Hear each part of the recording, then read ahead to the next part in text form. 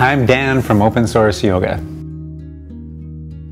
Well, in yoga's history, it's always been a process of cross-fertilization of different schools of yoga, different philosophies kind of intertwining and offering their unique perspectives and evolving the conversation of yoga over a period of centuries. So that's why we have this practice that's so multifaceted and has so many different ways of doing it.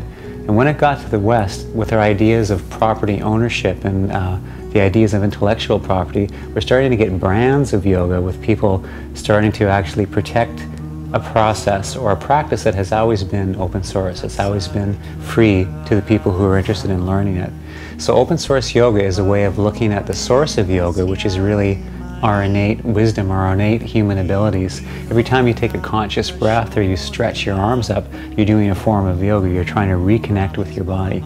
So we look at the lineages of yoga and we honor those lineages, but simultaneously we try to bring them together the way they've always been brought together to bring out the appropriate practices for the individual. Well, I found the best way to learn something is to try to teach it. And I've been fascinated with mythologies and the history of the spiritual path for my whole life. I've been wandering through this forest of mythologies for decades, and then I came to this one tree called Hatha Yoga. And I got invited to climb that tree for a while. It's just a fascinating tree, but then I looked around and there's a whole bunch of other trees in the yoga forest too. So I started learning about them. And I discovered that most people today have no idea of the tradition or the context of yoga. And it took me a long time to figure it out too, so I just love sharing that. There's so many stories and meanings to the mythologies that it's just really cool.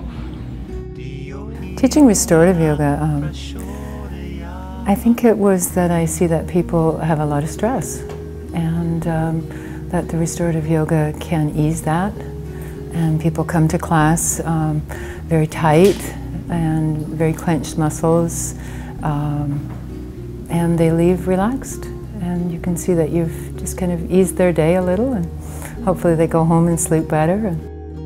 Yoga is about relationship. It's about having a connection with yourself, with other people, and then within your body as well. So I think it's really important that you have a knowledge of what's going on within your body.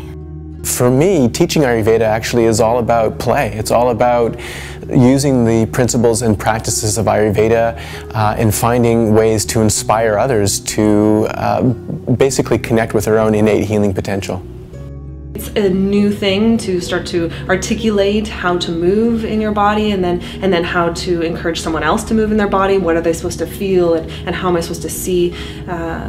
So to just trust, for me, is a really big word that I keep coming back to, that they're right where they need to be in that time, and that they're still learning, and to not do anything other than be authentic, and to teach from that place of knowing, and just keep things really simple.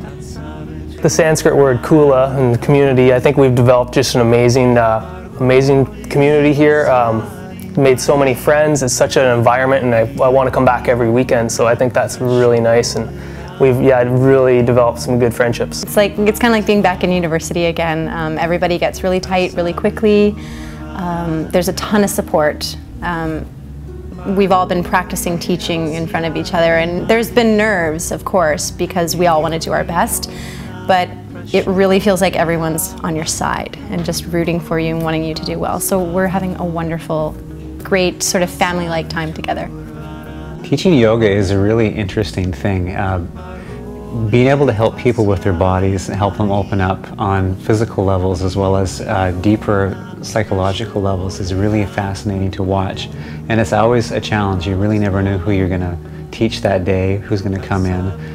So I find it even after the years that I've taught it, every time I teach, I'm still a little bit nervous because I never know what to expect. And hopefully, usually it ends up to be a great experience for everybody. Well, we'd like to see the students leave with the tools to teach a safe, fun, and effective yoga class. So there's two parts of yoga teaching, really. There's the science of yoga, there's the techniques and skills needed to offer the class in a safe, effective way, but there's also the students' own innate wisdom and abilities that need to be able to be brought forward so that that student can teach in their own unique voice.